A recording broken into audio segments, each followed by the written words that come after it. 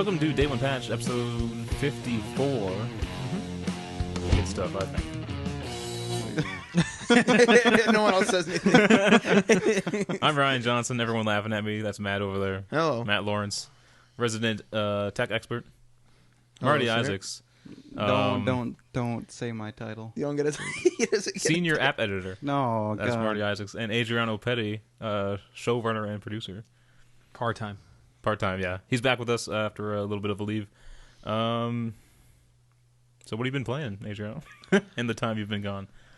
Finished Tomb Raider, and then I hastily ran out and got Lords of Shadow 2.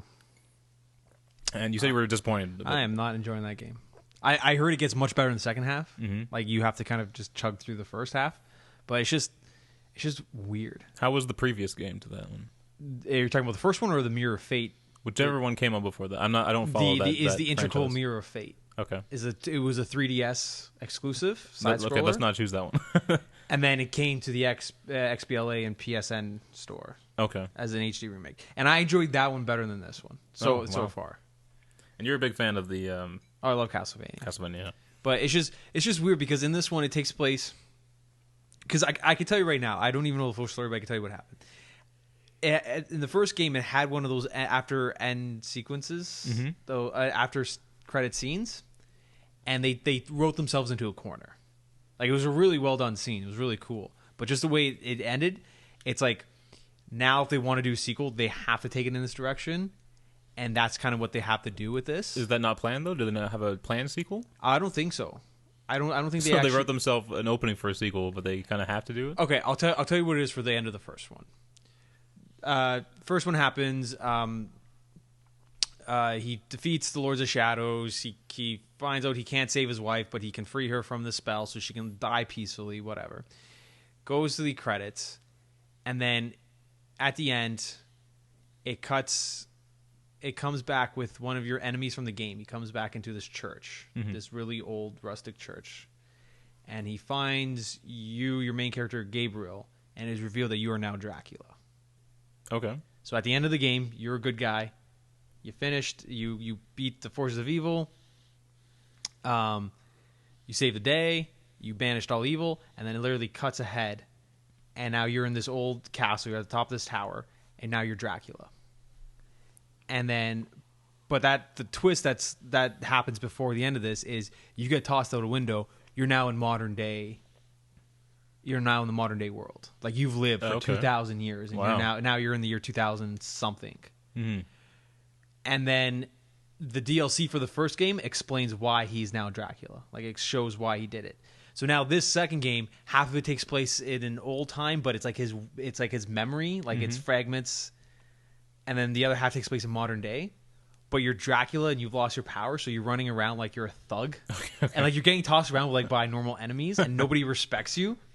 And like at one point you have to sneak by enemies by disguising yourself as a rat. Mm-hmm. Like, it's so pathetic. It's disgraceful to Dracula because he's supposed to be this big menacing character. That's weird. And you have to run around and like fight your way up to the top again.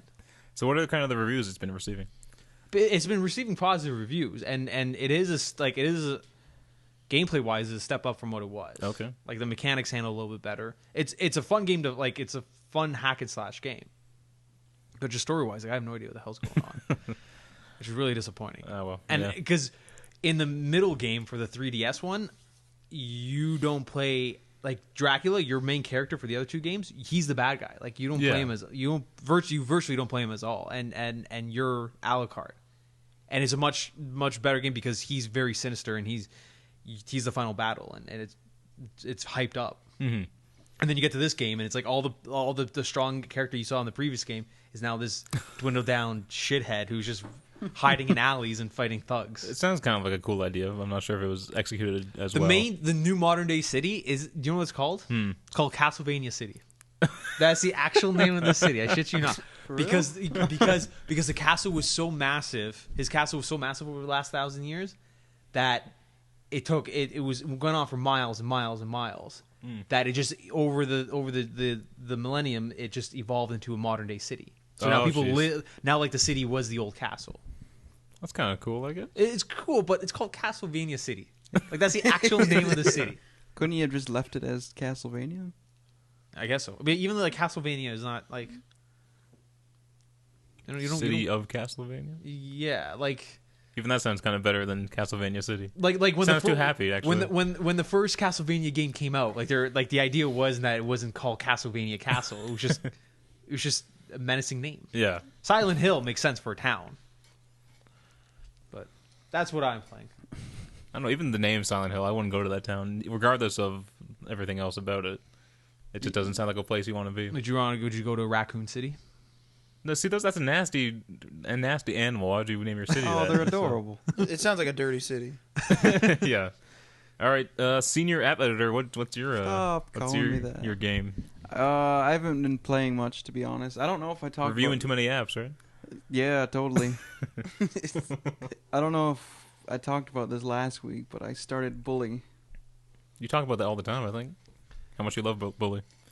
Do I? Yeah. Maybe not Not on the podcast. No, but No, but I got Bully off the PSN. It was on sale. I think I got it for $3, okay. and it was That's pretty previously good. like 10 or 15. Mm-hmm. So that was a sweet deal. So I got that, and it's pretty dated, I guess. So was the Warriors. You play the crap out of that. That was fun. The Warriors is older than Bully, I believe. But the Warriors is just so much richer than Bully, I guess. Back when I originally played it, it felt a lot larger. The world felt a bit bigger. It's You're not talking about Bully now, right? Yeah, Yeah. Bully. It's not as big as I remember. But it's damn cool. It's got the typical Rockstar humor to it. It makes me a little uncomfortable in this game. Mm-hmm. Because you do have to bully some kids. And you do have to, you have to make out with this chick one time. It's a little awkward since you're a kid. I don't know. It just it bugs me for some reason. But there are some cool elements to it. You have to go to your classes, which I think's the coolest part. How are you in games that give you choice of whether being good or bad, like a Mass Effect or something? I have to be.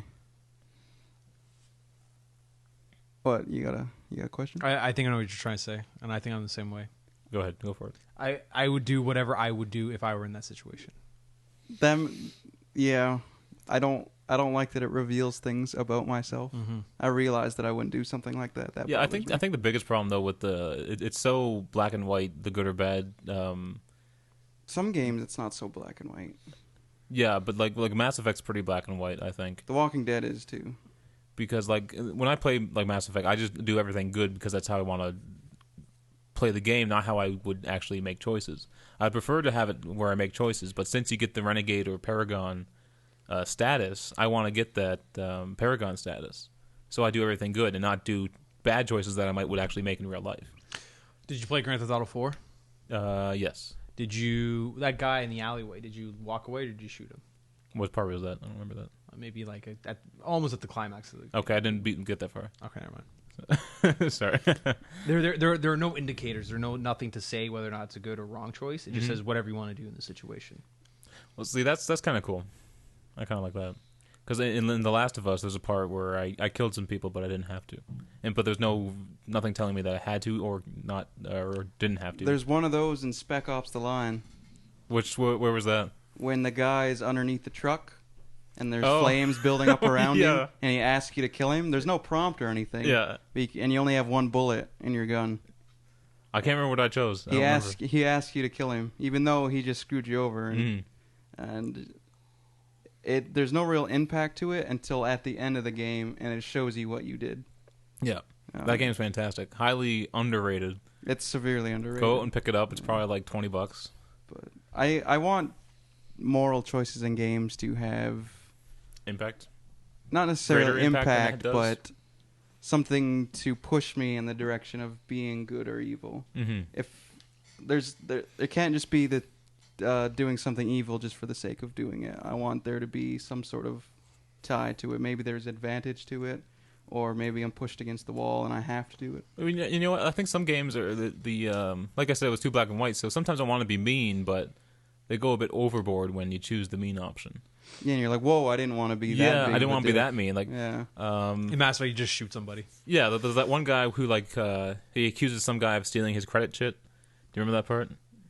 Maybe. It was in the Citadel somewhere. It was part of a DLC, probably not. No, I don't think it was. But anyway, like there's like the guy's like getting really like angry and like mad at you and stuff, and you just want to like yell at him, but then you just go completely overboard and just like it's bad. So I wish there was more of a gray option. Would be nice. But yeah, Bully's awesome. Okay, Matt, what are you playing? Continuing my Anno game actually. Oh, I was gonna say if they're not the Anno. It's No, that's fine. But yeah, I've been playing that mostly, and I started playing. We picked it up when we went out for dinner a couple weeks ago. Brothers in Arms DS. Oh, Yeah, out of the yeah. recycled bin. Yes. Another recycled bin, yeah, with no case, just a yellow tag. Speaking of recycling bins, someone stole ours.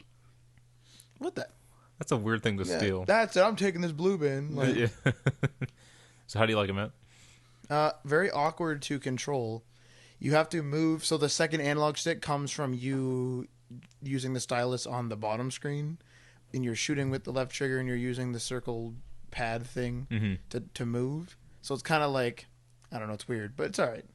Now, Matt, tell us about. You texted me last week sometime, and you said you might be holding off on brand new games. Tell us why, man. This is because it our game price Here in Canada. has gone has gone up to $69 now. Yes. What? $69.99. That is the For new brand new titles, brand new AAA titles, it's $69.99. Correct. Oh, you didn't know? Infamous Second Son was $69.99. Correct. Yeah. As well as the PS4 went up $50, and those all went up. I heard about the PS4. But this is all because our dollar went down. As well as controllers, peripherals. Yes. Yep. What's $1 at right now? 86 cents, something like that. Yeah. So the now American? our prices are going to start increasing. I think somebody online said it could be $89.99 by the end of next year for a game. Because of our dollar, or just because they want more I'm money? not sure. It was like I think I saw a heading. I don't know Well, I about that. think That's a bit much. six- It could have 69 been a rumor. Like I don't really know. Well, right? 69 would be like a base price, right? But there's always going to be games that go to that extra $10. Now, to be fair though, even Skyrim, for example, was $69.99. But that's worth it. That's 300 hours of gameplay. To be honest though, like I look at it now, like I was like freaking out when it happened. Then I was thinking, well, to be honest, before when a game was 50 or 69, I never really thought about it. Mm-hmm. So now that they're all just 69, it's kind of annoying. But Are they just new releases? As far as I can tell, just new releases. Because Like, even so like if I the, wanted to get Ground Zeroes, would it be back up to 40? no, it would be $29.99. Yeah. Okay. like Titanfall's still 59. Okay. Anything that came out before this change is Which the was same only, like, retail. Is the last same week. retail price it was. But since Infamous Second Son came out after, so it was a little bit more expensive. Yeah. And if you look at any like the upcoming games like Watch Dogs or anything like that, it's $69.99. Now, to be honest, this could help me with that thing I was doing before, where I want to filter my game collection to not be just full of games that I don't even play. Yeah, agreed. Mm-hmm. My game, yeah. So this might be like, oh, I'll buy Watch Dogs and not this. Don't get Steam then, Adriano, because you buy a lot of stuff that you never touch. But to be fair, though, you'll be buying things for $1. Yeah, I would Yeah, wait but till you Steam still sells. just get a huge library of nothing. It's Yeah, bad. yeah. The library of nothing's better than no library at all. Yeah, I guess so. But yeah, All right, I've been playing, in case you guys were wondering, Infamous Second Son. I already beat it. Pretty good, pretty decent. how does it compare to the other two titles? Gameplay wise, it's killer. It's way better than the first two. Story wise, it lacks a bit, but I didn't find a huge problem. I know that like some other people had some problems with the story. I didn't mind it that much. It's It's a unrelated basic. to the other ones, though, right? It's a basic story. It's not. Sorry. It's unrelated, though, right? It's not related at all, really. Okay. You're completely on a different coast of okay, America fair this time. So, because Empire City was basically New York City, and then New Marais was basically New Orleans. Yeah, yeah. This one takes place in the actual city of Seattle. Oh, okay. So, Don't you hate it when they do that? have fake cities and then real Yeah. city. If you listen to like why they did it, it's because Sucker Punch is based in Seattle, and so they knew Seattle well, and so they decided why not. The funny things about the Space Needle, they actually had to go to the guy, whoever owns it or whatever company owns it or whatever, and ask them if they could use it in the game. And there's limitations of what they can do with it in the game. And one of them, you can blow it up. They said that's fine, but you can't have someone jump off of it and die. Well, on In which? the game. On what is it? The Space Needle. Seattle. What is that? It's like their CN Tower. Okay, fair enough. So if you jump off that thing in any which way, you cannot die. Well, you're a superhero in the game anyway, so Fair enough. that was fine. It wasn't a problem for them. But if it was like a normal game, and say you got to the top and jumped off and died, they don't want that. Fair So I enough. thought that was pretty funny. It's really weird. And they don't have Starbucks in the game, so I'm guessing Starbucks said no. But they have a clear coffee shop logo that looks just like Starbucks. So, and I think that's it. Metal Gear came out before that. I think I talked about that last week, right? Yeah. So yeah, just that's it. Infamous Second Son. I'm going through my Evil playthrough now, and it's pretty good. So, Marty, Ryan, what's your app of the week? you gotta introduce it better. We're gonna move on to apps with Marty. take it away, Marty Isaacs. This week I will be reviewing an app called Song Pop, as Ryan informed me. It's an old app. Doesn't stop us here at Day One Patch though. No. Basic premise of the app is you go up against another person, a real person, whether they're just signed up with the app or they connect it through Facebook, learn something style, or like I reviewed last week, quiz up. And the basic premise is it's multiple choice, and they play a clip of a song based on whatever category you picked, and you have to try to guess what song it is before the other person. The type of it's sorted by genre, so you got genres like new country, old school rap, or classic rock. I have a problem with what they define as classic rock. I think we all have a problem with what they define as classic rock. Yeah, it's real bad. It's now moved to 70s and 80s. This is a really weirdly designed app. I don't know how to navigate it, really. I couldn't upload a profile picture. It says my city is Brantford, which it is not. It's okay. My phone always thinks I'm in Dundas. Doesn't matter where I am. But it's cool. The weird thing about it is you can it optimizes your challengers based on what you excel at or don't excel at for genres. So they pair you up with people who would be a good match against you, but they only do that 3 times, and then you have to buy some coins if you want to unlock some more challenges. So you're limited it to the number of players that you can play against, which really pisses me off. Of course, you can buy some coins. Also, you get actual the in-game currency very slowly, and you're only given a certain amount of categories, so you have to unlock the categories. But that's how like all free-to-play games are, though, right? Not Quiz Up. Because there's no upgrading system except for XP, but Which is also bullshit. why? Because what if it's kind of unfair against the rest of us who want to rank up in the rankings? Why? There's people who paid real money for quadruple XP and then just skyrocket to the top. Oh, there's a store in QuizUp, right? Yeah. Free to play, pay to win. Well, yeah, that's the thing. You can pay to win. This one is pay to play. It's like that one racing game where you have to sit there and wait for your car to repair itself. I love that. I actually enjoyed that. It forced me to put it down. But I found that a weird technique to say, "Hey, stop playing our game." I just think that's kind No, of it doesn't. It was a good itch for me to get it. Like I was waiting for it to finish. if it's a good game, yeah. But I mean, This app's okay. It's free. It looks like shit. And I got bored of it pretty early on. There's a lot of ads. Is there anything positive at all? Yeah, I'm a pretty competitive person when it comes to trivia or stuff like this, so I had a lot of fun actually playing it. And I love music, so I very much enjoyed it. But it's not very well made. It's a sloppily made app. it was first on Facebook, if I remember. I'd imagine I first played it on Facebook, and it's this got a Facebook was game back when we were vibe in going college. on. I think this was like year 2 of college. Yeah, So that's how old that is. Yeah. It did remember this app deleted itself. I don't know what happened. It was gone when I looked. But it remembered all my challenges when I re-downloaded that. So there's a positive for you.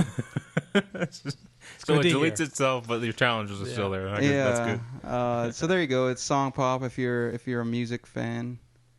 Who isn't, other than Matt? You'll Correct.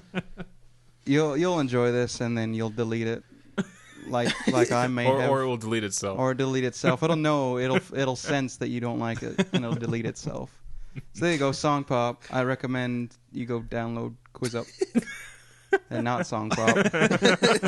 Superior trivia game. Jeez. Apps with Marty.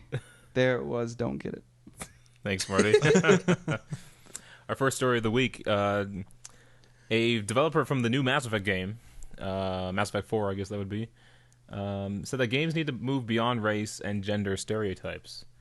So this is the gameplay designer on the next Mass Effect at BioWare, Manveer Hare, I believe, if I'm saying that correctly.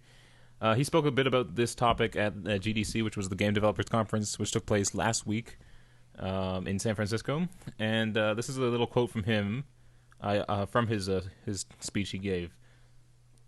Why should we reject stereotypes? Not only is it lazy, but it's fairly boring. We play so many games that we use the same stereotypes. I get fed up with the same old story and characters in every game. I know there are others like me. I talk to them all the time. For me, these stereotypes are contributing to the creative stagnation in our industry. But I also believe we need to reject stereotypes as a social responsibility to mankind. So how do you guys feel? I asked Marty this sometimes last week.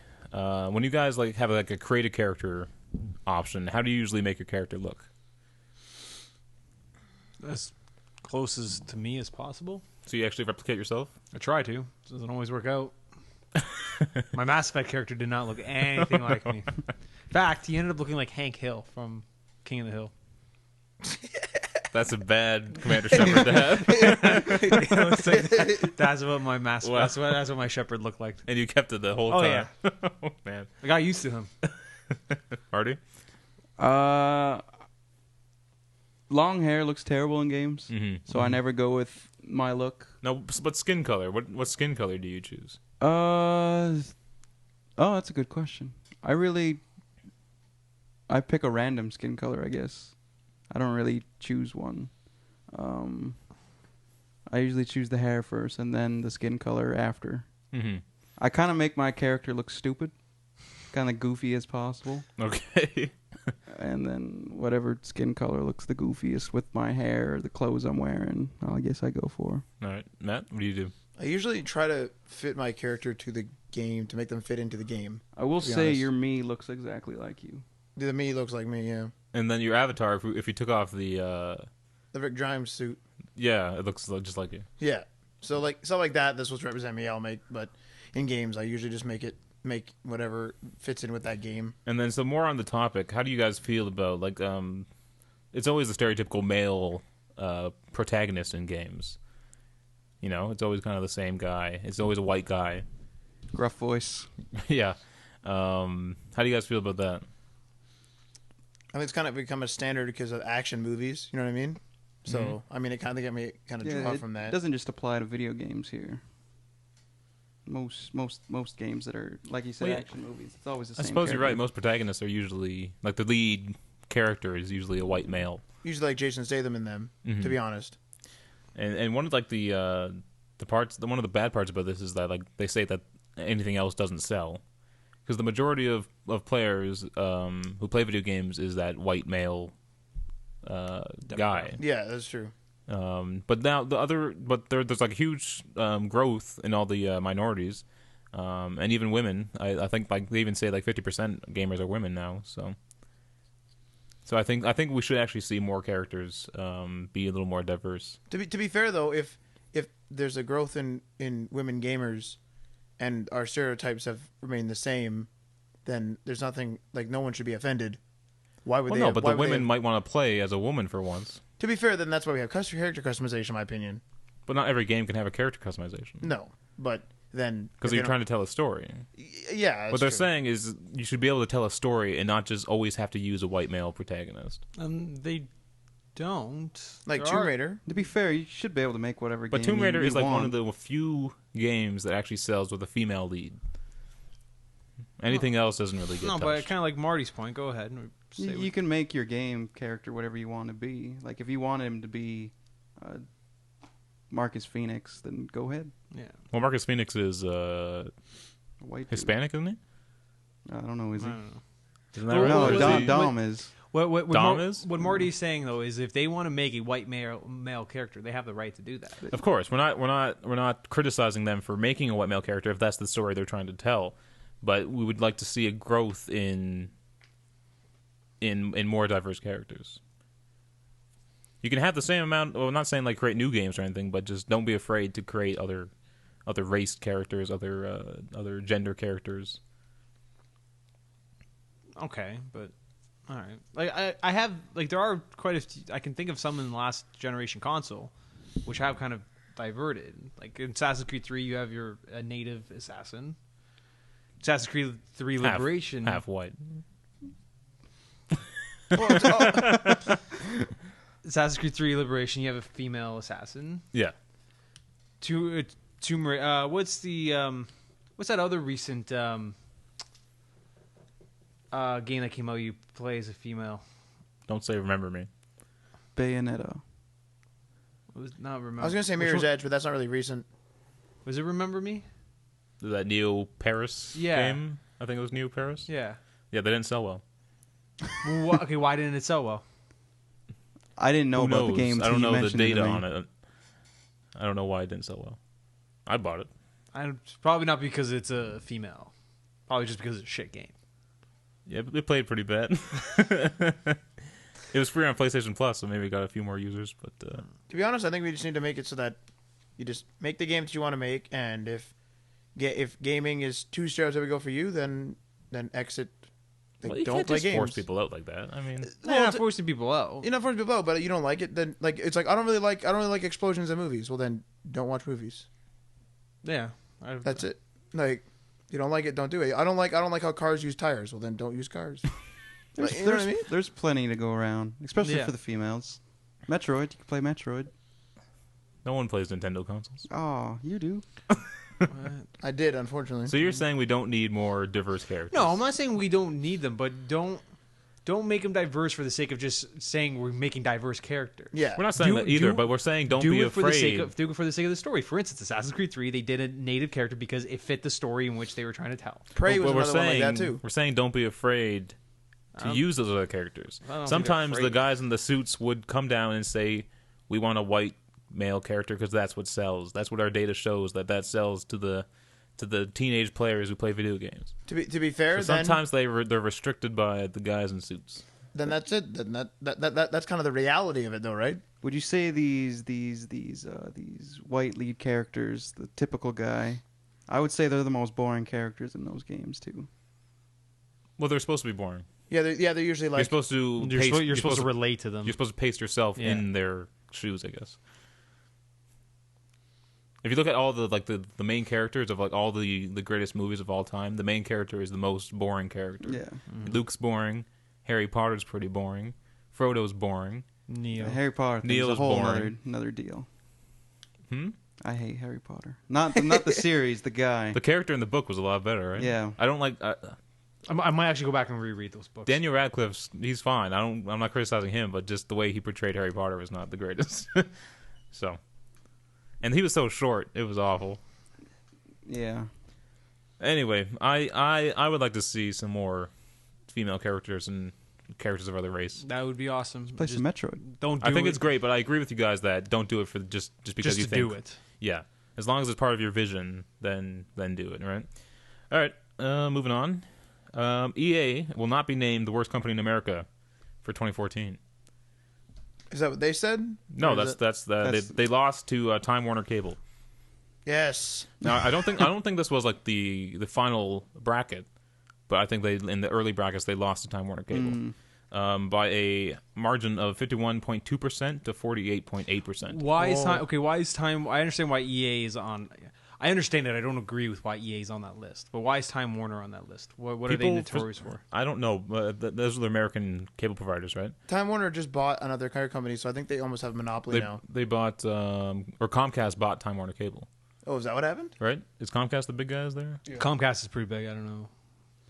Well, there was a merger, and somebody now has a monopoly, and I wouldn't be surprised if that was a major part of it. But I feel like Americans just hate anyone who provides them services, no matter what it is. And that's why I have kind of a little bit of a gripe with this list. Like what like EA's being almost labeled or was labeled last year the 2 worst years, 2 years. the worst company in the world. 3 years. in a For row. what? 3 years? For what? Supplying a service that people don't agree with. I get that. Yeah, they had shit software and prices are ridiculous and they have brutal policies, but you don't have to buy into that. There are way worse companies doing way worse things. Like the banks. I can't believe the banks didn't get on and there. things illegally.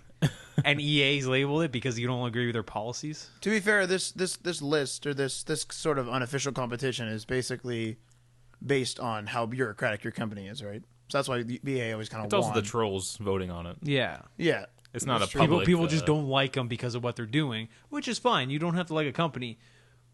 But like they're technically not doing anything wrong. That's true.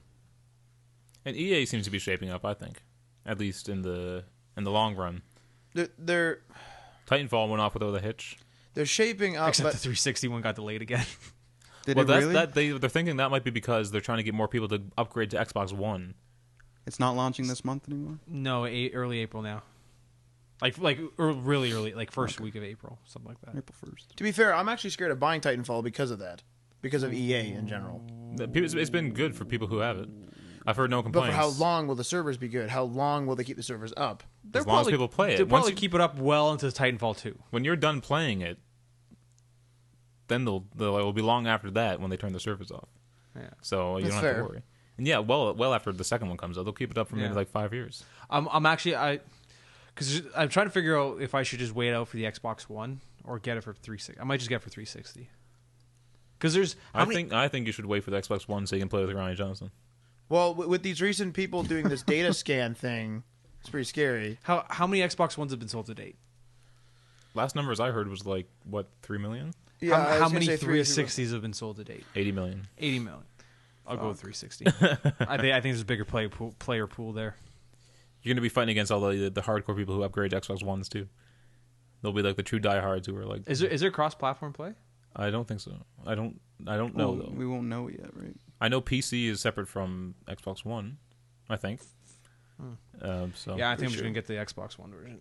You see how Titanfall's handling people who hack the game? that's fantastic. You're It's placed. so good. You're placed in a like the matchmaker with other people who hack. Oh, like a prison pool. So, Yeah, yeah, you don't it's get banned. fantastic. Yeah, you That's just get awesome. So thrown in. fantastic. So they can fight other people, Yeah. other douchebags. All right, this next story here was the highlight of my week. And now we just talked about how EA isn't the greatest, but The highlight of your week. EA said that they're taking a Batman Arkham style approach to its Star Wars games. Yes. That's one of the greatest news I've heard in a long time. Yes, that's really good actually. So no What- civilians in that game whatsoever. Yeah, that's right. Yeah, but yeah, it's not so much the combat, which I would have loved if they took the if Rocksteady did a Star Wars game, I'd be done. It depends. I'd play the game and then shoot myself or something. I don't know. That's not what gets What me the excited about this statement, though. Whoa. No, but the story wise, since Star Wars is such a rich universe like Batman is, they want to have it kind of have that whole, because when you play Batman, you feel like it's a huge universe. You're They have in, all- you feel like you're in the Batman universe. There's a Yeah. good sense of immersion. Yeah. So if they're able to capture that same kind of feeling with the Star Wars games, then that's perfect for me. That's all I need. So, well, I need good gameplay too. I'm not going to play a bad game, but That's where Origins kind of fell on its face, was the lack of a Batman immersion. it felt very dry. It felt empty. Yeah, You know? there was no salt on the fries. Yes. Okay. And what they're saying now after Arkham Knight, after Rocksteady is done with Batman, it might move over to Warner Bros. Montreal, They'll drive it into the ground. and they'll be doing the Batman Arkham series after that. No, they need to end like they can't just. Yeah, So the pisses me off with games. the problem is that Warner Bros. Wants more Batman games. Okay, But fine. make and their then- own Batman Yeah, games. let them do their own. Let them do like their Silver Age Batman style game or something like that. Oh, that'd be Well, cool. that's the rumor that Rocksteady will be doing a whole new Batman. I want them to do a Justice League game. If they can do what they did with Batman on level and just up it with Justice League, or even if they just like teased it slightly in Batman Arkham Knight, like just like drop in an appearance by Green Lantern or Superman somewhere. Well, that's what they're saying on IGN. That would be fucking That like amazing. at like the end of the game, like Superman and Wonder Woman appear, and they're like, "We're here to help you, Batman." He's like, "Get out of here," and then and just keeps doing what he does. The chair is being moved around. So I'm excited if EA can actually do this. I'm not sure if it will happen with Battlefront or not. That doesn't seem like a story intensive Still game. nervous about Battlefront. Battlefront's gonna be run off Frostbite, right? Or is everything? Everything. I guess all is. EA games are Frostbite. Yeah. Even the new Mass Effect one, right? Everything. Mhm, everything. Yeah. What? So that other Star Wars game, the one. 1313. Oh, I was gonna call it 1919. That one's Done. kaputs. Gone. It's done, yeah. Gone. They revealed that it was a Boba Fett game, though. And they canned it. That would have been. Like the screens they showed for it, it looked pretty badass. What I find weird is I wonder how long they had started developing that game, and why they chose to show it off if the acquisition happened. Like the acquisition probably wasn't instant, right? It was probably talks over a long period. Yeah, maybe they just didn't want to can it before, because then maybe stock prices would drop. I guess maybe. That's probably what. It just seems weird to me. I think that unless the talks were really quick and they're just like, okay, yeah, I don't know. How much was it? $4 billion they bought him for? 4.5, yeah, something like that. Yeah, that's not a weekend. That's not thing. a cell phone call. You just don't do that. Say, all right, we'll do it. So I have a quick quote here from the Electronic Arts CEO Andrew Wilson. He says, "What Warner Bros. Did with Batman was take the core roots of the IP and manifest that inside the walls of Gotham City, and delivered an interactive experience that has real ties to what you would see in the films and what you had read in the comics, while having its own life because it could provide such a deep and more immersive storylines. When we look at Star Wars properties, that's how we're looking at it. So I think pretty positive for the future of Star Wars games, which have had a rocky It's pretty much past. 50-50. You get a good Star Wars. Wait, no. Is that too generous? 2080. too generous. 2080. Yeah, there are some really shite Star Wars games out there. Yeah. Like some of the best Star Actually, now Wars that I games. think about it, yeah. Yeah, some of the best Star Wars games for me personally are like the Dark Knight series stuff. People love those. Yeah. Maybe a little bit into the Jedi Academy, but You ever Jedi played Academy was good. Yeah. Rogue Squadron? yeah. Oh, Yeah. that's good shit. Brilliant. But like for me, Dark Matt. Forces 2 Yeah. and the there's an expansion of that, Mysteries of the Sith, and then the one right after it, Jedi, the GameCube one. There's a GameCube version of it. I know what you're talking about. Jedi no. Outcast. Yeah. I like those. Those are good Star Wars games. Force Unleashed series was okay. Republic No. Commando? No. They're okay. No. Yes. No. They're solid. Did you play No. both? I played the first one twice, and then I started playing the second one. Big fan here. If they made one more, it could have been good because the gameplay in the second one was a lot better than the first one, but the story in the first one was better than the second one. So they just needed that last mixture in the third one. I played as Vader, and then I stopped. The first game, that was a shoddily put together game. Like it barely functioned as a game. Did you see how much was going on though? What the hell are you talking about? There was such a skimmed down game. Like it feels like they put that together in a weekend. You didn't play it on the Wii, did you? No, I played it on the 360. Okay. Oh God, I have that. I played it on the Wii. It was hilarious. No, but I remember when it came out, there was all these technologies they had. Like the wood actually shatters like real wood does. Boy, it never breaks apart the same way. the same ever. way, and the glass it shatters how it's Yeah. supposed to and stuff. So that was their big thing about that. Shoddily put together. But after seeing the Arkham Knight trailer, Mm-hmm. I don't even want to put in Origins. You have to do it. I- no, I- maybe you don't. No, you don't. It is You like don't. sticking out on my shelf. Like what I did was I pulled out all the games halfway that I'm not done with yet or haven't played yet, and every day I just kind of want to push that game and just like not even touch it. You know what Origins is the direct to DVD sequel. Yep. Yep. That's what it is. Push that game in. I still got other games I need to play. It's short, so Still haven't touched Assassin's Creed 4. It's a pretty short game. Just plow through it and you'll be good. You'll say I've accomplished it, and then you What push about the challenge map packs? Are those good at least? it. What were those? Or is there multiplayer online? There's Yes. multiplayer. How's that? I never tried multiplayer games in single. The challenge map packs? Have you tried? No. The thing I like about multiplayer is you play the single player, right? And then you should be able to just jump right in. But the multiplayer introduces new mechanics, right? Because you don't just get to play as Batman. You have to play as these new characters that control completely differently. You get a gun. What? Okay, fuck it. Do you know what the Never multiplayer mind. is for Origins? Hmm? Do you know what the multiplayer is for Origins? Is it like gang warfare? Yeah, it's the Joker gang, the Bane gang, and then there's Batman and Robin, and it's three. It's like a 3-person. So is Batman and Robin AI, or do you ever? No, there's people controlling each team. Whoa.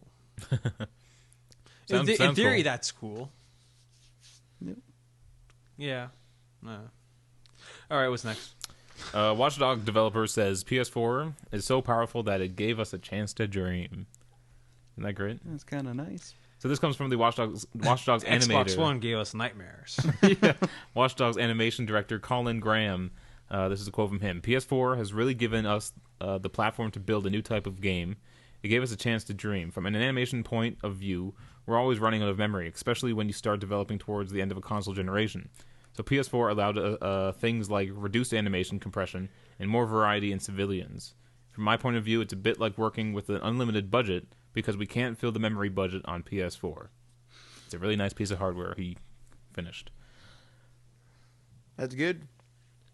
Yeah, that's about it. That's And the about prices it. went up here in Canada. Yeah. So that's pretty much it for that story. You put that as a story? I thought it was interesting. I thought You you guys put would have that as something a to say. story? What do That's you- a good. It's a good. You put it's a that good as a comment. story out of the 3 pages of stories I gave, I the thought it articles was I good. gave you. It might be a biased story that I put in. Yeah. Okay, well, you know what? I think this is gonna be a thing. I think every week we all get to put in one of our own picks. That's fine. I'll Or, agree to or that. we all get a veto. No, I think just picks. No veto. Just you get to pick what you want. I'm gonna find like the stupidest article praising EA or the Ouya just to spite them. Oh, no freaking Ouya's on this show. I veto that.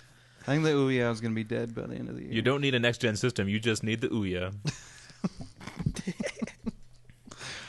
All right, let's move on here. Now this is a story I think you guys can talk about. Peter Molyneux. You guys all know him. Fable. Fable, yeah. Remember when he said that the third one was like terrible? The old man. The Fable 3 was a disaster. Yeah, that's fantastic. He's saying that the indie golden age will not last. So I have another quote here. What I'd say is enjoy this time because it won't last. Don't think we're going to be all indies for the next 5 years. These things go in cycles, just like in the music business. You have a time where punk is big, and then you have times like now where everything is manufactured. Enjoy this time because inevitably it will only last a short period. I 100% agree with that.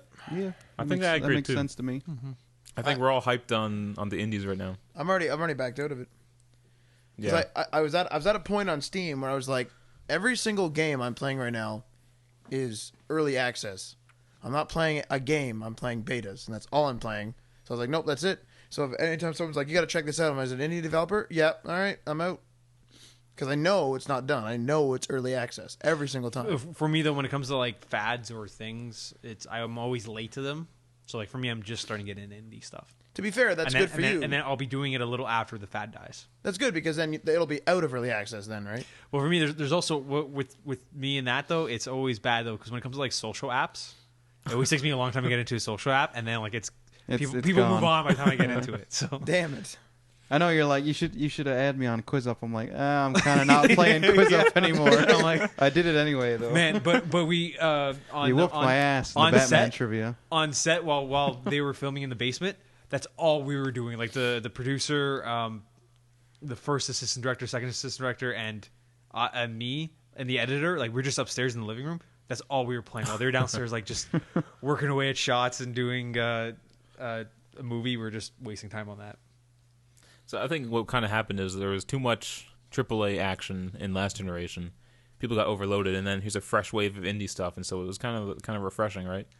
To play all these different kind of games and simpler games, you know. There's a The place. side scrollers came back, and you know, stuff like that. There's a place though. You know what I mean? There's Do you think there'll be like a healthy mix of both?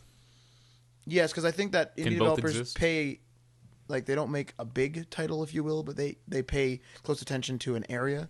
So, like for example, Rust, they really pay attention to like the survival aspect, whereas a AAA title may be like, here's like all these menus, you could build all this crap, and there's all this stuff. You know what I mean? It's like very different than an indie developer would do. Yeah, I agree. I've given my 2 cents on indie games. I enjoyed them, but I don't think we should be going all crazy over them like we are right now. in the industry. It's a nice change of pace. Yeah. Yeah. But I love my AAA games as bad as some of them are. I love my AAA games. So For me, like in indie games, like when it really appeals to me, like Gone Home, I lost my shit when I heard that Gone Home was coming to console. So I'm like, oh, I'm getting on that. Mm-hmm. But like I can see like the reemergence, especially with the new consoles. The AAAs are going to come back. Are you planning to get any of the new consoles? Yeah, just I don't know Which one? I don't know. Okay. I just don't know when Because the Last of Us has been announced for PS4. I would play that again for PS4. I want to see how it looks because that game looked fantastic on PS3. Don't buy it like you did. I bought Tomb Raider for Damn PS4 it, man. just for the look, and I ended up playing it again. I didn't actually expect to play I sold it again. them a second Uncharted 3 Special Edition sealed. You had one already, and I sold them another That's one. it. I'm leaving. Yeah, no, I just don't know when though because Maybe wait for the price drop. price drop and when I'm definitely done because I still have a lot of games on the current gen that I still haven't touched. I still want to play. Well, I think it's on. If I remember correctly, I think it's on Walmart.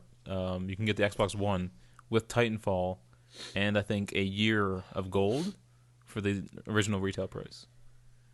Holy crap, that's a pretty good deal. Yeah. So you're basically buying a PS4 for that price, but you get a Kinect, a but game, and a. I have free unlimited year. gold anyways. Oh, so yeah, that's not really. I've been thinking about the bundle though. I'm good with gold. Wait. Sorry, which one are we talking about? The one that comes with Titanfall. Did I say Titanfall? Yeah. Oh, So okay. Titanfall I didn't hear you say and- here's a Titanfall. Okay, that's why. But there's also rumors of an imminent, like permanent Xbox One price drop. It's already dropped in a couple places. I think like in the UK. I think. Yeah, like it's dropping to the 50 price bucks? of the PS4. Yes, because they're seeing this dollar change, especially in Canada. So they're like, oh, okay. Wait, Now what does on that mean? I don't know level what that play. means. Yeah, what does that mean? Well, the dollar change here went so the PS4 went up to 450. So Microsoft's like, we can afford that. The price change didn't happen in Canada. No, but it's on sale right now for 450. In certain places, and Yeah, then it went away really quietly. It came out quietly and then went away. Sneaky. It's till the 27th in some places though. But the point is that I've heard that it might go down to that. So that's really good. It's good for Microsoft. I'm a Microsoft fanboy though. So The console's too big. I don't know what to do with it. If I ever got one, I don't know where to put it. oh man, I use it every day. It's amazing. Just make sure wherever you put it down, you have the same weight on the other side to counter it, just so it doesn't lopside anything. My whole dresser is just gonna. I also saw what Thief just got a price drop on Xbox. It's because it's poop. Yeah, it's like Oh. $29 I saw on the Xbox on. And there was a flash sale on PSN too for Thief. It's like $30. yeah. Not bad.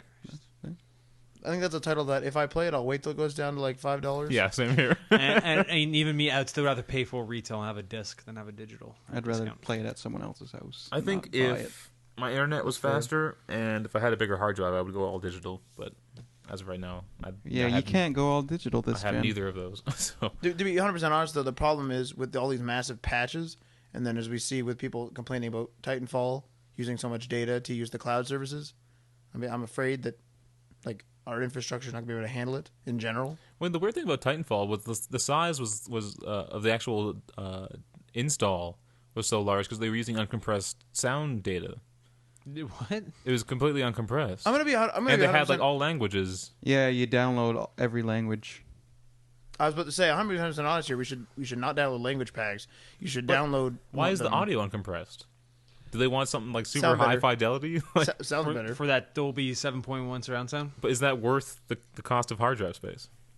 They don't give a fuck about hard drive space. Like I physically cannot comprehend games being a few megabytes for install in the last generation. The highest you got were like 6 gigabytes. Yep. Into that's this true. one, like we're getting like 50 and stuff. How does that happen? Is there literally that much more data on the new? See, we don't know the behind the versions? scenes. That's the problem, right? We don't know the technology behind it. But that seems like a large jump, 6 gigabytes to like 50. It sounds like an Aaron question. It seems seems extreme. I'm not sure if he's a programmer though. He'll He's probably- he'll probably- he gets taught it. He's aware of it, if you will. yeah. All right, let's move on. Xbox's E3 presentation. It's not going to feature as many as executives as it has in previous years. Is that good or bad thing? Do you guys like seeing the guys in suits? I don't like anybody at E3. That's sad. They're all so boring Fake. and phony. It's like award shows. Yeah. Like the The way thing I they love read their about- lines. The thing I love about Reggie though is that he looks like he knows how bad a situation Nintendo's in. I love Reggie. but he has to hide the fact that he Yeah. knows. So he always talks like he's like, oh, Nintendo has the greatest first party titles ever. It's just, I find him hilarious. I like the executives. I think that's what a conference is for, and do the like floor Reggie. is for the other people. No. The problem with executives is you need to have stage presence. You They have don't. to, and they don't. Like at least with like award shows, like when like They're actors. they're actors. Yeah. They're trained to pretend. No. I'd rather see like developers out there, like someone who was involved with the creative aspect of the game to talk passionately about it instead of. I'm a bit on Matt's side here. I like seeing the executives. I like seeing them to laugh at them. I find it comical that they're up there. No. Because the problem with executives is for a majority of their time with that company or whatever whatever their specifics are, they're in a boardroom issuing out commands. So they're telling people what to do. So then when they get up on the stage, it's almost a role reversal where they need to sell themselves and they need to prove their worth to the audience. Yeah. And they can't do it. Like it's just bland when they do it. I think there is a disconnect too because a lot of them don't seem like they're gamers. No, they don't. They probably couldn't tell you what the controller map is on the controller that they're holding. if you ask them hit the Y button, they probably couldn't do it. Jeez. To be honest, though, with conferences, though, executives do know their numbers and everything like that, and we always want to know the price. We always want to know. And that's fine. Yeah, and they're But executives you can for a reason. get They're- someone else to give that data though. They're Yeah. reading off of a teleprompter. That's fair. as much as I didn't like him specifically, I liked it when Ubisoft used Joel McHale as because he's a personality. Yeah. He's I didn't like him, but at least he is a personality. That's fair. Man, after the VGX, I don't think anyone's going to use him for video games again. That was brutal. Didn't he do E3 twice and it was bad both times? Yeah. And then he did VGX. I think we're gonna keep using him. I don't think so. No, VGX was, no, that was- he was making fun of gamers and stuff. It was just brutal. He wasn't the Poor reason Jeff why Keighley. VGX was bad, though. I'm not the biggest fan of Jeff Keighley, but poor Jeff Keighley. Yeah. No, don't say. I Keighley. love Joel McHale as an actor. I just don't like him as a personality. Like he on stage as Joel McHale, he's not good. No. But at least Ubisoft went and say, let's get somebody with emotion. Aisha Tyler's good. I like her. Her first year, I didn't like her. The last year was good. Yeah. Last Yeah, year- I'm always kind of on the fence with her. yeah. She goes a bit overboard sometimes. I Yeah. guess, but I enjoyed her performance. Like Well, not performance, but like it was like Girlwood was funny once, and then she got the T-shirt. and then she got a T-shirt. It's like, what are you doing? Like, I don't like gotta that market, there's man, all that's these memes created right after E3, and then they reference them again the next year. Pisses me off. All right, let's move on to a big story. Facebook is buying the Oculus Rift. What? Or Facebook has purchased Oculus Rift. Oculus VR is the company name, if I remember correctly. And they purchased it for an estimated $2 billion. So if you don't know what Oculus Rift is, it's a virtual reality headset. You Yep. put it on your face. You got dual screens inside there, and you usually use a controller, and you play a game, and you can look around with your head, not just like using the analog sticks to look around. You actually move around, look around. More immersive, they say. And Sony just announced their own version of the Oculus Rift, which Project is something. Project Morpheus. Yes. Yes. So how do you guys feel about that? There's got a lot of anger on the internet. I heard that a what, bunch of Sony or the investors. Facebook one? The Facebook, Yeah, the the Facebook Oculus purchase. Rift. I heard a bunch of investors and backers all backed out, and they're all jumping ship. But you can't back out after you invested. Well, apparently they're like, okay, Well, you're not an investor. yeah, I own this part. All right, Right. sell it to this guy. Goodbye. I Well, heard. not on a Kickstarter. Just give you guys a rundown. Oculus Rift was kickstarted. yeah, On Kickstarter. When you send stuff to Kickstarter or even Indiegogo, I think for that matter too. Yeah. You don't actually. There's nothing to say that you get to call in. Like you're not You're not a shareholder. you're not sure. Yeah, no, you're you're not just, a like, throwing producer. money You don't at get it. any creative say in it. You are just giving money. But I was told, like, remember this. I was just told from a friend who followed this. I don't, but I was told that like Notch even doesn't even like have anything to do with Oculus Rift and all that now. Well, yeah, but that's only because they sold to Facebook. He canceled plans to bring Minecraft to the Oculus Rift. I think that's fair because I think didn't thought the I heard that CEO of differently. Oculus Rift or whatever say that he was going to that he wanted it to be more of a social platform. Did he really? I thought that's what he said. I think he heard $2 billion and was like, sure. That's what I said too. I'm like, I've been developing this technology. $2 billion. All right, see you later. No, it was broken up in between cash and shares of Facebook. Fair enough. But you could just sell little shares of Facebook, so not too bad. But you have to have somebody who's willing to buy them. No, you can sell sell, them you back. can sell them, yeah. Yeah, shares you can just sell back to the company. Yeah. Here, Facebook, I don't want these anymore. Yeah, but they The have company to be, then they have to loses- be willing to buy back their own shares. Legally they have to, don't they? They No. have to buy Yeah, them you can back. just sell your shares. You can't. I just can't say I have to sell my shares. Somebody has to be willing to buy them. You can't just say I'm selling my shares and sell them off to nobody. No, if you sell them back, the company buys the shares back. Yeah, you have to sell them back to the company, and the company just takes them. I don't know if a company has to take back their shares. Like they can say no, we're not taking back these shares. I don't think that's right. I'm not sure. We're not business experts. I'm not sure. Yeah, we are. We're also math experts, mathematicians. Oh, that was poorly proven. That never happened as far as I'm concerned. We have the recording, sir. But no, I'm pretty sure you can. If day one patch goes public Yeah. and we communally retain 51%, so we control, and 49% goes off, and Aaron and Tim and Ellen buy 49% of day one patch, and Don't let Ellen Aaron buy decides it. one day that she doesn't want her shares anymore. Her options are not. She just can't say I'm selling them and get money. Those shares have to go somewhere. But Back to us. Not necessarily. No, Because we would have to purchase them back. We don't have to, though. That's the thing. I don't think we have to say we have to take them back. That's the whole point of going public, is so we can get rid of 49 or whatever we want of the company. So who takes them then? Someone. When you can't just be locked into not selling your shares. when you If a company is going bankrupt and everyone's selling their shares and no one wants to buy them, how do you sell the shares? Somebody buys them. That's the thing. When you sell your shares, you just don't sell them off to a cybernetic oblivion. Somebody out there purchases them. I thought it was law that the company had to buy them back. I thought that was a regulation. No, I understand what you're saying now. I get know it what now. you're saying, but I thought it was a regulation that they had to take If it back. you go on the street and say I'm selling this apple, somebody has to come along and say I'm buying it. You can't just say I'm selling this apple and leave it there and get invisible money, and somebody else comes along and takes it and leaves you money. Well, what? Okay, there what has to be that transaction. What happens when you're on like something like I don't know, like a trading website, and you buy like 15 stocks of like Somebody day one patch. Say. Somebody at that time or somebody within that day between what's the time 8:30 and 4:30 is for Sure. is selling those shares. Well, from when that bell rings to when that. But when I go on, I just say I'm like, holy crap! It went from $8 to $10, so I'm going to sell my 15% of day one patch, and I just press sell, and it gives me the money. and somebody else just bought those 15. Yeah, because when you're a big company, there'd be enough people Yeah. buying to buy the shares you're selling. Mm-hmm. That makes sense. Now you can day one patch if Ellen says I want to sell my 16% of day one patch. We can buy it back. We can buy it back, but And we then don't own think more of I a don't think we're company. legally obligated to. Okay, That's the whole point of you're going public, so you can that get. makes sense. Don't those take shares out business there. advice from us, please. I could be Good wrong, Lord. but from what I understand, that's how it works. Okay, so what do you guys think about the Kickstarter thing? Do you think that the people who invested have a say in this at all? They don't have a If say, you- but if they you have a can share, be you- disappointed if they Not want. a share. The Kickstarter people. Oh no, they unfortunately don't have a say. But they're getting pretty angry. They want their money back. They want to see some of that $2 billion. It's a big mess. Now, here's the thing. With Kickstarter, you fund the product, not the company. Mm-hmm. So they bought the company, not the product. So that has nothing to do with their investment. Yeah. So they're kind of... But to be fair though, despite even if they say like I don't know if they actually said about the social platform thing, but say they want to be social, they don't, whatever, doesn't matter.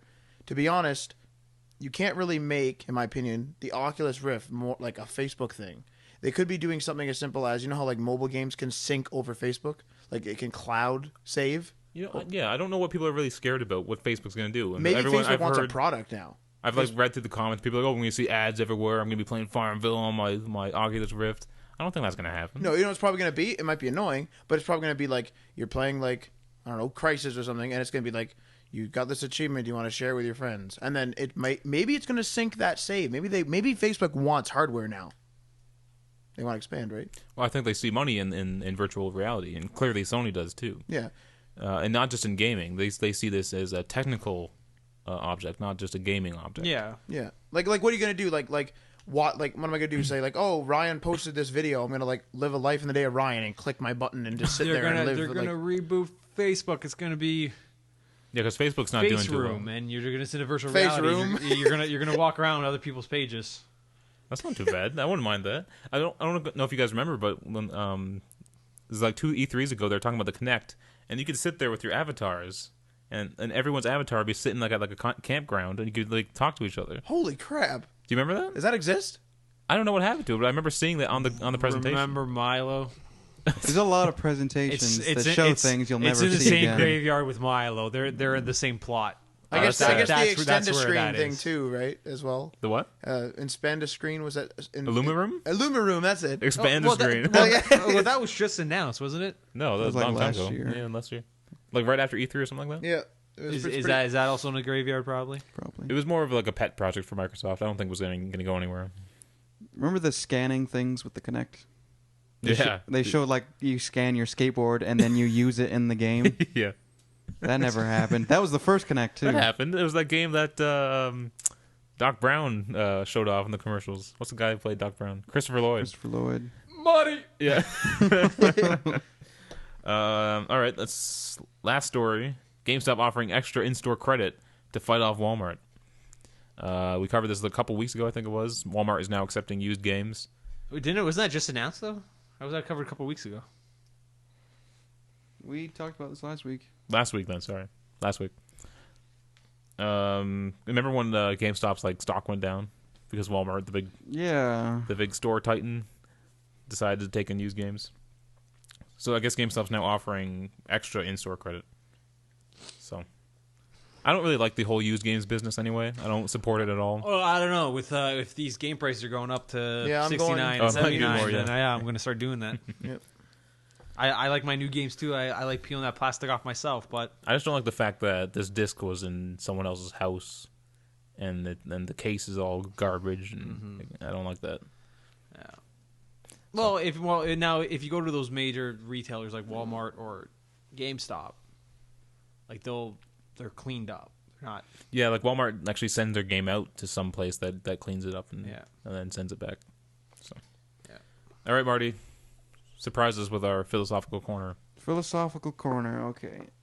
We're over time too, so this is a special edition. Oh, okay. Day one I also patch. have something else I wanted. Ah, jeez, we're gonna be here a while. Okay. This is regarding game reviews. Do you think reviews should be a representation of the user experience or the overall game? Now, what I mean by that is, say, you played Tomb Raider Yes. and you enjoyed it. Yes. Now, would your review reflect your experience, or would you account in the tacked-on multiplayer and kind of give negative points to it because of the bad multiplayer? Ooh, that's actually a good question. Holy crap. Yeah. Because that multiplayer, I haven't played Even it. if you didn't even play bad. it, but it's still part of the game. Okay, let me ask this. Would I be obligated, even though if I put in the game and I have no intention of ever going to the multiplayer, but then I have to review it publicly, am I obligated to go to the multiplayer? Yeah. Or can I just review the single player? See, that's what I'm trying to get at. Because there's games out there with great reviews, with obviously shite multiplayer or tacked on features. Well, no, okay, to be fair, then. I think Grand Theft Auto is a good example of that. Hey, whoa there. Okay. Hold on. I play GTA all the freaking time, right? Moving on. Like, for reviews, should we represent the opinion then?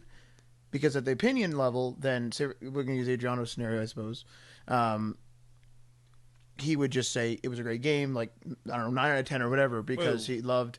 Hey, now you're doing it to me. Okay, but regardless, but okay, so say for example you really loved it, and you're like, okay, it was a really great game, blah blah blah. So your opinion is 9 out of 10, just assume. But so should it be user opinion, or should it be like do I just list the features and say yes, this is good because it has lots of this? You know what I'm saying? Mm-hmm.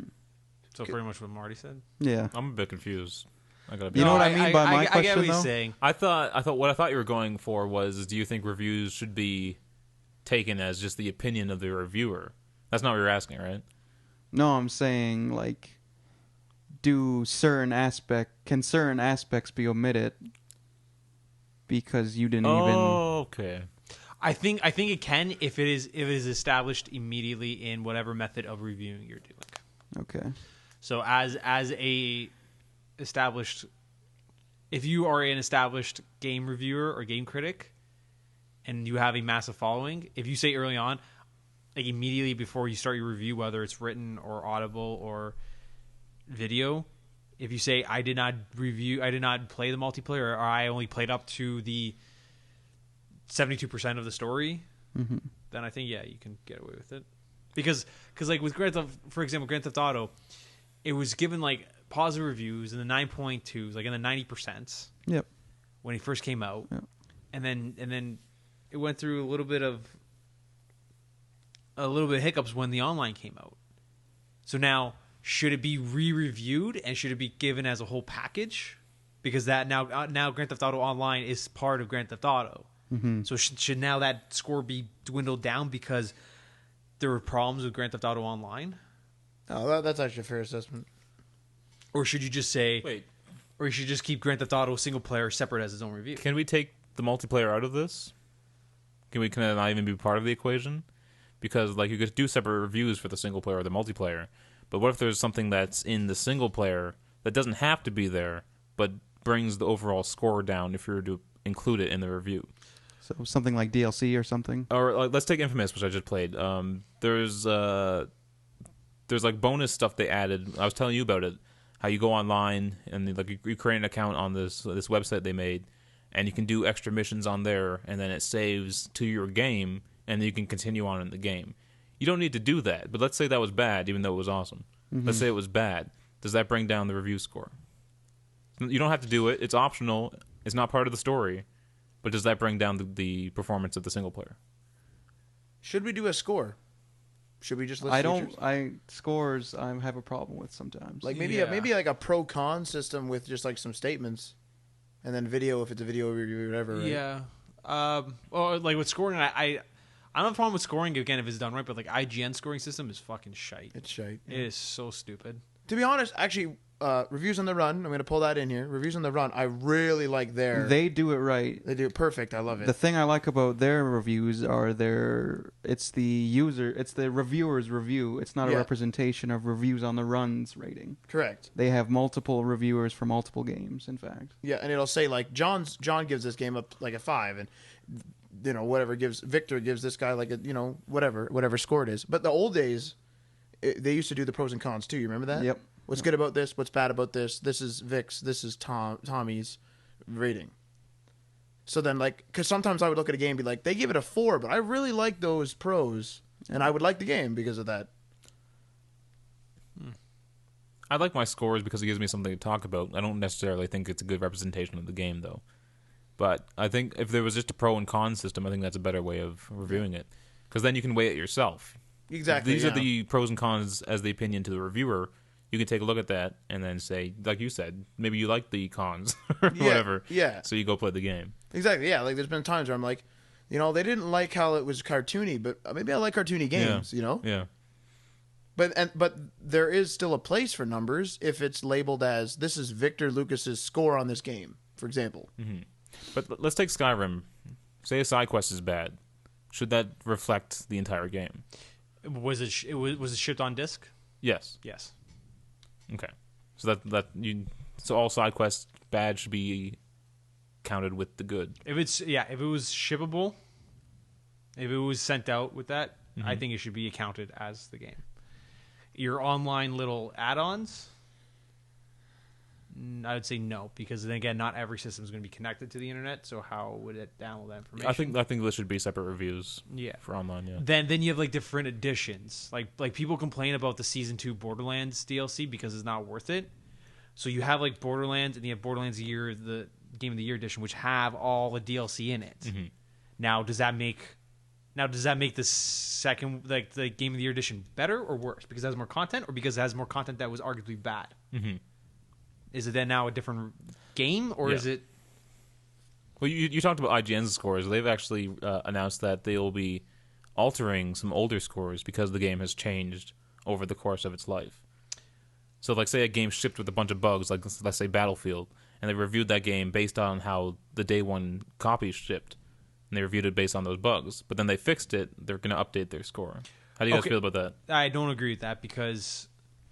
But if you were to go searching, like say a year later you want to check out Battlefield 4, and you search it and it's all bad scores, but the game's now good. Is this replacing the score, or is it going to be a separate I think it score? replaces the Yeah, score. see that I don't have a problem. See that I have a problem with. If there was two reviews. If there's 2 reviews, if they say this one is this review is now done because these issues were addressed, I still don't like it, but I like that better than replacing it. Or I think it replaces it. I don't know. Because if they replace it, that's arguably censorship.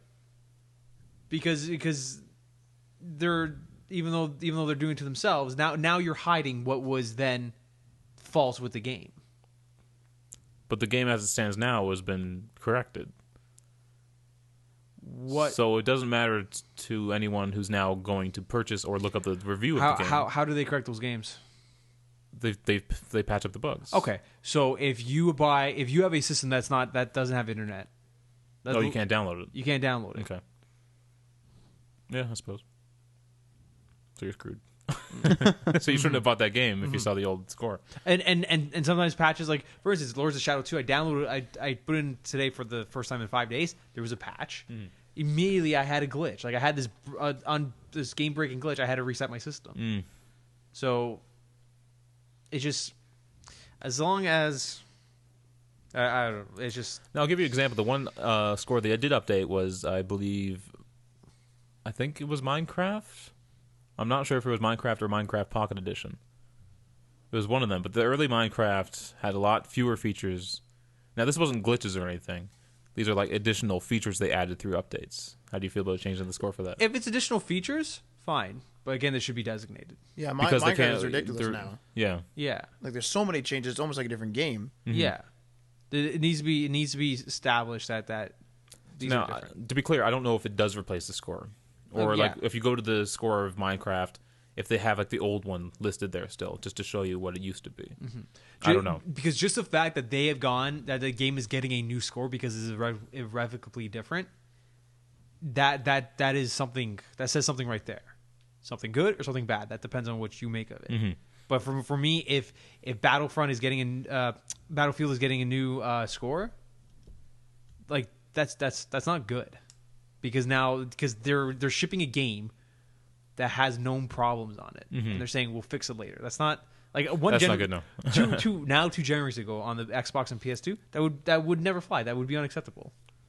But the broken games are broken forever too. Yeah, but how often do you have a broken game? Not too often. Yeah, they were tested so much. Yeah, Trying to think of a broken game. there you'll find Yeah. glitches in games. That's fine. You can find hiccups, whatever. But majority of the time, it's not a game breaking glitch. Yeah. You can still beat it.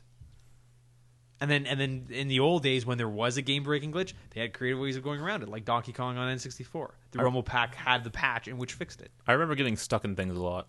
Like you would jump on like a rock a weird way and you just get stuck. Yeah. I remember that happening a I lot. have a lot of falling through levels. Yeah, that too. Yeah. Yeah, I had one on BioShock for 360. Yeah. The original I got stuck in a corner once. I just couldn't move. I had to reset it. This is the worst. The nice thing about I'm not sure if this is probably on all MMOs. I don't have much experience with them. You can like type into the chat like /stuck, and it'll just like move your character somewhere else. Yeah. So if you get stuck in anything, you can just get out of it. It's pretty nice. Yeah, like Left 4 Dead has that. If you get stuck and you move around a lot, it detects that you're moving like a quarter of like a centimeter, but like rapidly. And you do that a lot, it'll just teleport you to somewhere new. That's interesting. Space Didn't- teleports you to space. Well, no, we to be honest, we used it to glitch because what the old one used to do is that you'd get stuck, it would throw you in the air. So you'd be like, okay, I'm gonna get myself stuck, and freaking fly up in the air and then get out of the level, right? All right. Well, that was a good philosophical corner, Marty. That was very good. Thanks, Yeah. man. And what's your topic, Adriano? Episode 51. Oh, it's something about us. Yes. You said Marvel's better than DC. I'm sorry, DC Okay. blows Marvel out of the water. Wait, In, No, in what respect? Just better. Did I just say that? Is that? I do you have my quote don't- written there or something? I made notes while you guys. I'm with Marty on this. Me too. I stand by Marty. Oh, 3-1. That's it. Shut it down. I know you're a big way DC. better character development. Like Batman and Superman are way more interesting characters. I think I did say Batman. Marvel beats DC, but Batman beats everything. Yes. Yeah. He was Dr. Victor Freeze before he became Mr. Freeze. Oh, we were And talking about that. Dr. Right? Victor Freeze is spelt like fries. Yeah. Fries. Yeah. F-R-I-E-S. French fries. And then Freeze is spelled the traditional way. And then you guys read on episode 51 a Philosophical Corner that I posted. Yeah. Did you guys not pre-read it at all before reading it? You guys were so utterly confused when you read it on episode 51. We did, but I don't. What was the topic? We needed elaboration, I think. Yeah, we needed help from you. We needed you to because- say it. I think that's what it was. You should have called. Do you us. have it there in your notes? No, I know. I just have my rant about it. And then on the episode 52 Philosophical Corner, you My guys God. did not read the inciting article. Like, I wrote inciting article and then Philosophical Corner discussion right underneath it. Did you not read the World of Warcraft article about it? We may not have. No. I think we're screwing up your philosophical corners. That article was really important to the question. Oh, That's geez, why I we grouped missed those it. together. we have corruption in our Yeah, maybe. fucking assembly. But what was? Let me kind of bring it up here. What episode was that? 51 and 51 2. and 52. So that was last week and the week before, or No, 2 weeks No, ago. and 2 weeks We're on before that. 54 right now. All right, give me a second here. If I can even find it.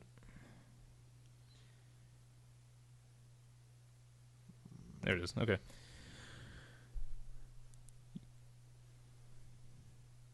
I'm a Marvel man. DC, man. DC. See, I agree. I agree on the Marvel thing. I prefer the characters in Marvel, and the thing I like about the Marvel characters is they're a little more grounded in science than the DC characters. This is episode 51. Okay. Continuity in games. Does it take you out of the game? Games. Yeah, Are the inconsistencies within a franchise, separate games, something that takes you out of the intended storytelling experience? I remember this one. And I remember you guys got confused because I said franchise dash separate games. Like, that's what you guys got confused on. I'm still confused what you mean by Yeah. that. Wait, let me think about it. Go ahead. If there's an inconsistency between Arkham Origins and Arkham Asylum and Franchise, Arkham separate City, games. does that bother you? Yeah. That there- was it? Didn't Yeah, we we did. answer- We we did answered talk that, about didn't that. we? Yeah. Yeah, but I was saying, though, you guys were confused when We're I said confused. franchise dash separate game. We got Talking about confu- the separate games within a franchise. We got confused, but I think we figured it out. We answered it correctly, right? Yeah, I mentioned that the Arkham City was different in Origins than it was in City. This actual city there was inconsistencies. Yes. Yeah, okay. So on the one I sent for Okay. episode 56, I know we effed this one up. Philosophical Corner bolded, inciting article, you can now pay $60 for a level 90 World of Warcraft character. And then I did the Philosophical Corner under there. You guys never once referenced that article. Oh, That's we not fucked on it me. up. That's it. We will be sure to read any future articles you paste with the Philosophical Corner. Well, no, after upstairs and you ran through the 3 pages, you're like, well, these aren't newsworthy at all. I'm just Well, I do a little bit of editing while I'm putting the show together. I mean, we can't do every single article, but if you attach it to the Philosophical Corner and we choose to use that, yes, I will be sure to check out that I do like that this article. new system we might be implementing, but everyone gets to choose a story, though. I do like that. We can do that, yeah. Yeah. That's fine. okay, then definitely we need to fix you guys getting it because you two aren't even getting access to it. Yeah. Fix that. Well, you're going to switch over to Google? Or Yeah. Okay. Okay. And then as long as you guys actually go into the articles and read them, just don't hover over his shoulder every week. When I was reading. imagining this, it'd be like an article that I found that maybe it wasn't included in it. That's the way I was thinking. Well, you guys are always welcome to do articles. Yeah, In yeah. fact, when we started this, the idea was that we would all communally do it. Yeah. And then I just You became the showrunner. okay.